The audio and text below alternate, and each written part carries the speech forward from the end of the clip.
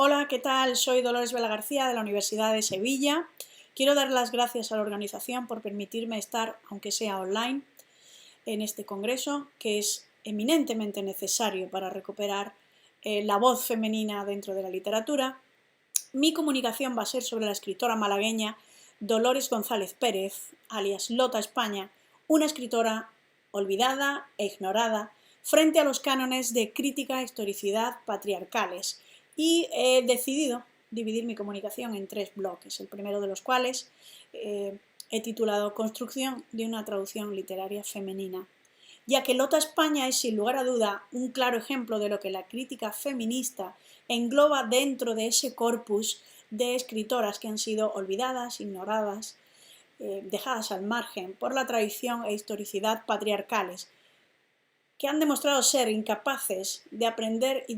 descifrar la identidad y especificidad de la literatura escrita por mujeres, y por ende de reconocer su valor y su importancia en los estudios, las investigaciones y los análisis literarios.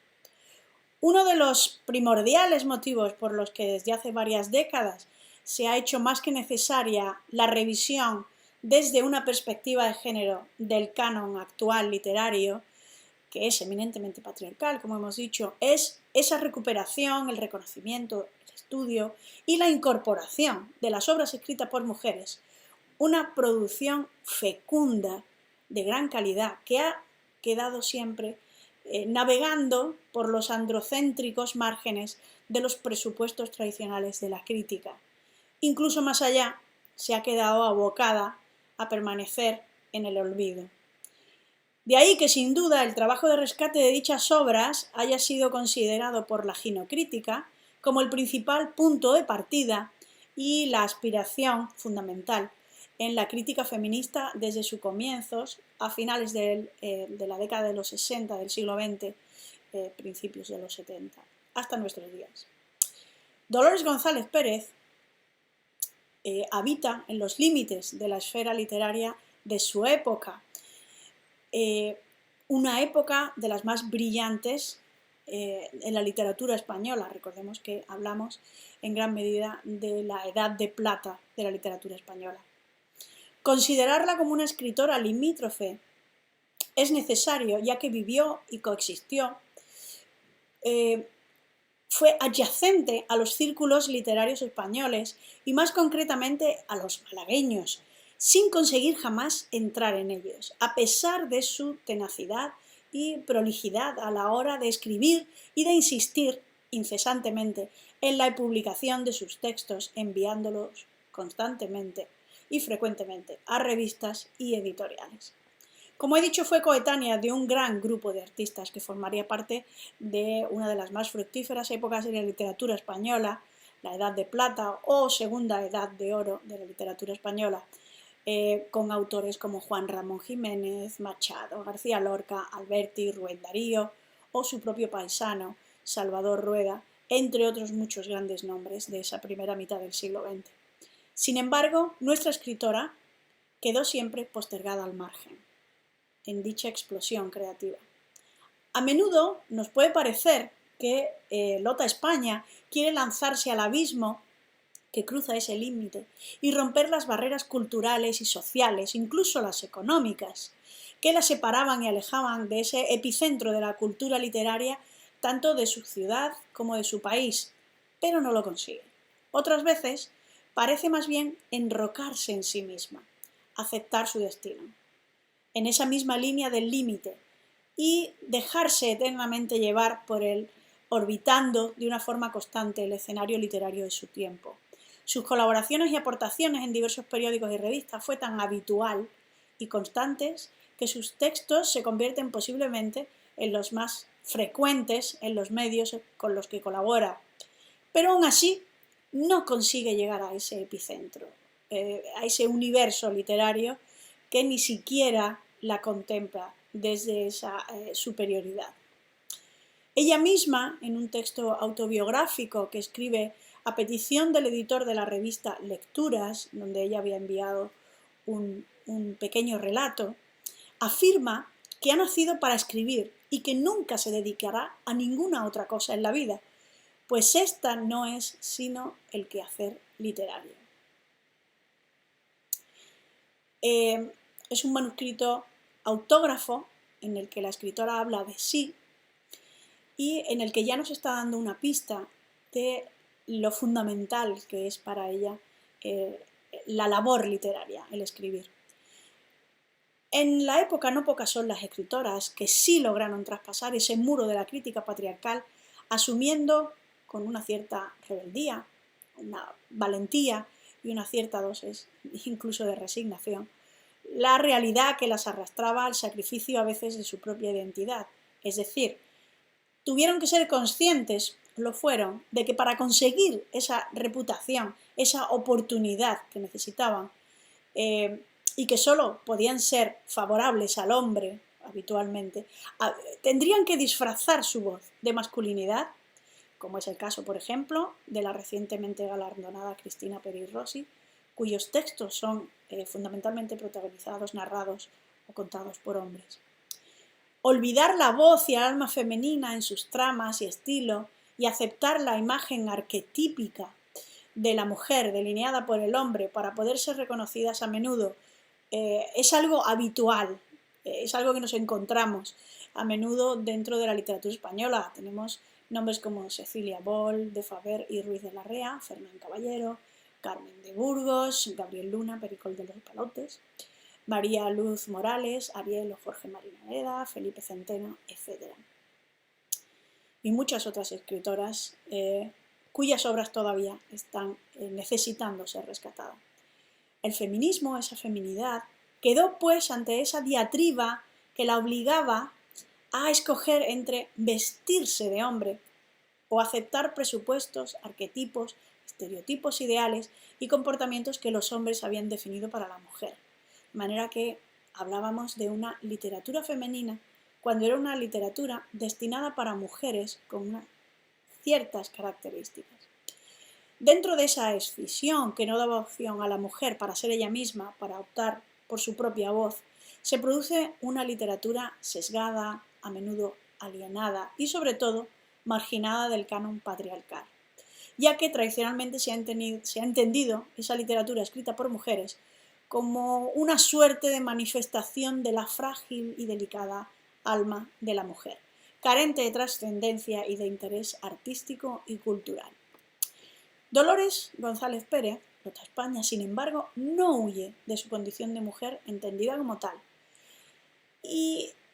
la abraza, no disfraza sus textos de masculinidad, ni asume un rol asignado a dicho género para sus textos. El mismo seudónimo que adopta es femenino y apela a su feminidad como reivindicación de su propio yo. Pero debemos dejar claro que no sería procedente inferir aquí la idea de que es una escritora feminista, como otras escritoras de su momento sí lo fueron. Lota España irradia un peculiar y particular sentido de ser y reivindicar a la mujer, del cual hablaremos un poco más adelante o quizá en otro momento porque da para mucho que hablar. Lo que hace esta escritora más interesante dentro de ese espectro de la ginocrítica, más allá de la calidad y el buen hacer de su escritura, es el hecho de que fuese capaz de no doblegarse ante ese imperativo de lo masculino para publicar, a pesar de renunciar a todo para convertirse en escritora, ya que Lota España dedicó toda su vida a escribir. Jamás se dedicó a ninguna otra tarea, ni a las propias femeninas. No se casó, no tuvo hijos, vivió con sus padres hasta que ellos fallecieron, después vivió con su hermana, hasta el final de sus días, total y absolutamente entregada a la literatura. Sus descendientes afirman que jamás limpió la casa o cocinó o bordó o hizo ninguna de esas tareas habitualmente pensadas para la mujer.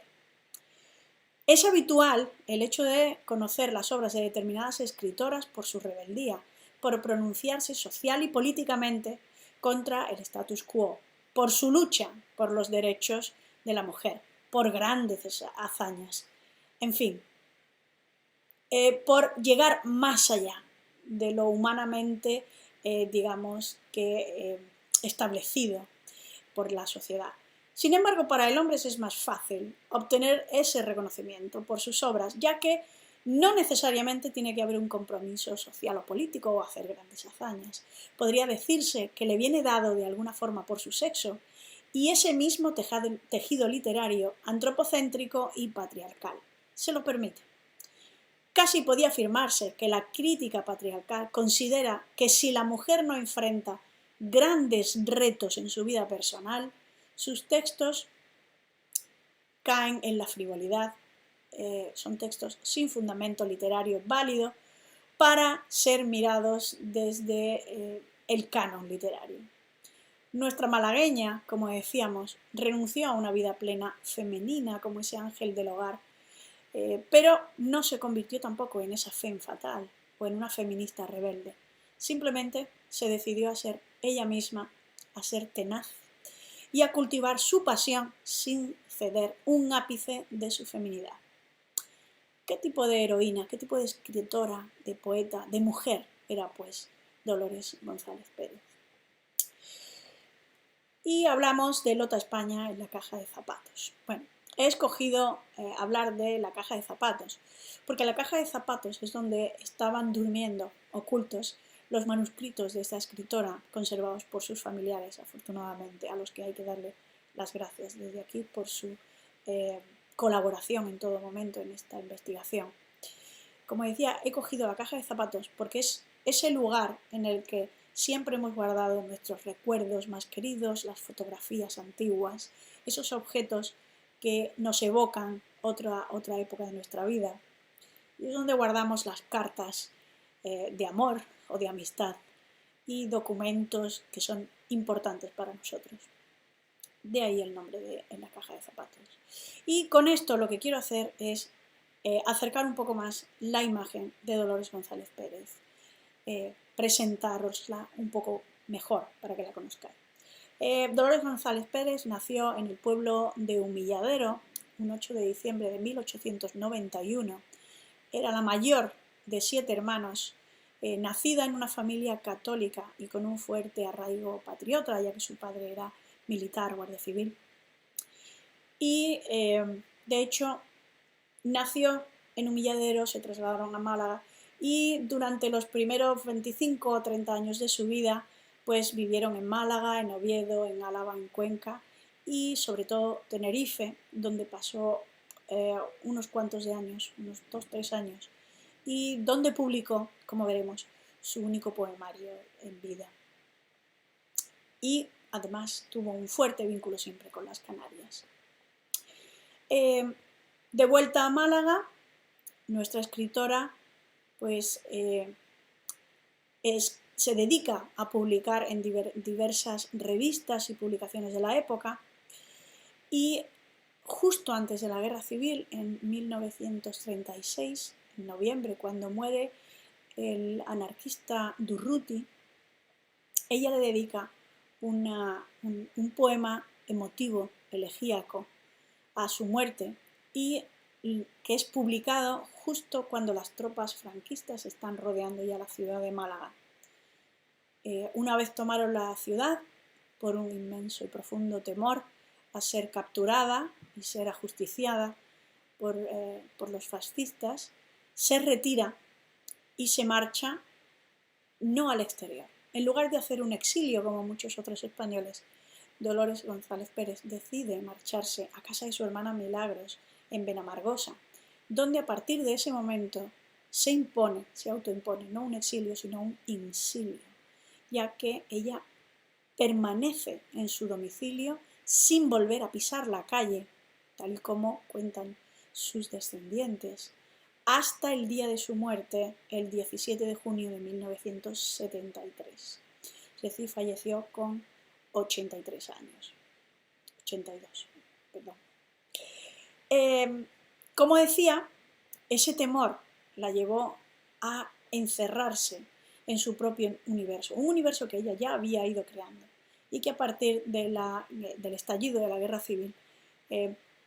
forma parte de su vida de forma intrínseca y única. Retomando ese primer poemario, que es el único que publicó en vida, Notas perdidas, fechado en 1915 en Tenerife,